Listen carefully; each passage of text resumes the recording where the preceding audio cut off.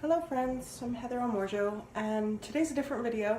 A couple days ago I uploaded a video on the Dreaming Designer page about a dream that I had about the Akashic Records, and you can link it in the comments. But ever since then I've had like this nagging feeling that I need to make this video, and I keep saying no one cares, and they're like, just make the video then. And, oh, it's not important, then just make the video. So here we go. One of the things that I've studied in my therapy is this concept called self-parenting. So self-parenting is not necessarily directly related to parents. It's any adult who has given us negative feedback in our childhood, and those tapes keep playing through our mind. And so we have to look at that inner child component, the one that looks for nurturing and acceptance, and try and reparent that dialogue to stop it, right? And so the events I'm going to tell you about were three events that happened to me as a child that I really feel helped shape who I am today. And so it's weird for me to talk about it, but here we go. So the first one involved a teacher, and that teacher had been romantically involved with one of my parents at another point in their life before meeting the other parent. And so that person was teaching us how to read analog clocks. So called me up to the front of the class and said, Heather, set it to 2:15. And I set it to what I was under. So I set the clock. It was a large plastic clock at the front of the board. And I set it to what I understood was 2:15. And I was young. I was in my first few years of school, so I could have been wrong, very, very logically. But the teacher's dialogue to me was, no, Heather, that's wrong. Go sit down. Other student, come up to the front of the class. Okay, other student comes up to the front of the class. Set it to 2:15.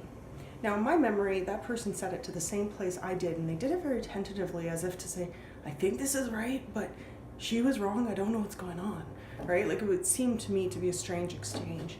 And then the teacher said, yes, great job. You can all learn from their example, class. Make sure you pay attention to this person. So it was a public humiliation, which qualifies, in my mind, as a personal trauma. I carry this with me anytime I put myself out there, in a vulnerable capacity, in a capacity of trying to learn or teach, in any direction. So that to me really sticks. What is also relevant to that story is before that grade, I was being considered for an advanced education. I was hitting marks on aptitudes and abilities that were unique. And so before that event, which my parents did recognize to be a trend with both myself and my brother, and did intervene with my brother when they realized that, no, they are smart kids, they are good at what they do, and you are interfering with them, teacher. So they did intervene, and I want to make sure that's clear. So the next event is about 4 years in the future, and new school. We changed schools in, I think it was grade 2 or 3, because they were moving French immersion in elementary school into a new location. And there was a school ground supervisor who was basically supposed to watch the kids at recess. And the supervisor was watching me playing with one of the boys. I was already quite a social outcast. I didn't have a lot of friends. I didn't like a lot of the other students. This one student was much like me, so we got along. And we were playing together, and I thought he was a cute boy. And that playground supervisor interrupted our school ground playing, which was innocent and childlike, and just chasing each other around playing tag, swinging, and pulled him aside and said, don't play with her.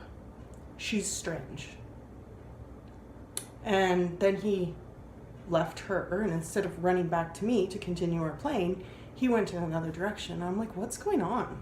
Like, what just happened? And he told me what she said. Well, I went straight up to her, no fear. And I said, why did you tell him that? And she said, well, it's true. And I don't want you influencing the other students. I don't believe I ever communicated that to my parents. If I did, I don't have memory of doing that. Shortly thereafter, I think I adopted a pseudo-goth persona. If my memory serves me right, that event correlated with the death of my dog, and then I showed up in class in like full Elizabethan mourning and a big black hat, and it was very painful and dramatic. To be told to take off my hat and quit being so dramatic, and didn't stop me though. I'm just gonna let the puppy out. Okay, and so the last event that I'm gonna tell you about is multifaceted. So it started with me acting out as a bully because I was bullied, I in turn started bullying others. And I did try my best to make amends for those actions. However, with that one situation, I had started a false rumor that one of the fellow students was gay. That wasn't true. And it had persisted for a couple years, and I had tried to rectify that mistake, but I was on the bus after school in junior high, and one of my peers was harassing that student, saying hurtful things about them being gay. And I went up to that boy and I said, you need to stop. He's like, well, you started the rumor. You told everybody. I'm like, yeah, and I was wrong, so you're gonna stop. And then I don't remember if I shoved him or punched him, but there was violence following that. So I ended up going to the principal's office, of course. Not condoning violence. It was not the most effective way to cope with the situation, but that boy on the bus was not stopping, and I had no skill to make the situation stop. Now looking back, I would have grabbed that person, that peer, and taken them off the bus and with them, and just like taken the power away from that boy. But I pushed him or punched him, I can't recall which. Ended up in the office, and the teacher asks me, what do you think would have happened if you have just said nothing? Just done nothing? And I was like, he'll keep doing it, right? Like, that's, if you do nothing to intervene in abusive behavior, they will continue to have abusive behavior. It seems logical to me. And at the time, that teacher almost seemed perplexed, because that teacher had been very lenient with me and my lack of commitment to doing my homework, and used that as a justification for doing nothing. And I said, well, I know you don't expect anything from me, so why would I try to do homework for you? You expect me to be an underachiever. Why would I bother? You know, it's so it was really weighing on my mind, those three events over the past few days since that dream, and I'm not sure what the relevance of them being shared is. I see these as pinnacle moments in my life, interacting with adults that were not of my immediate family, because they did shape who I am. I mean, I consider that act on the bus to have been my first activism for gay rights. It was a shitty activism, but that's what I in some ways consider it, because after that I completely devoted myself to protecting any GLBTQ person, and shortly thereafter I began to realize that my sexuality was bisexual, queer as well, so made even more of a point for why I needed to protect them.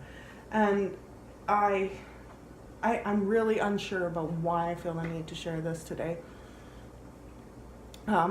Maybe there's some teens out there who are being bullied by an adult that aren't of their family. Maybe there are some kids out there who just don't feel like they can come to their parents with the things that other teachers or other professors are doing to them. I'm not sure, but I just really needed to get this off my chest.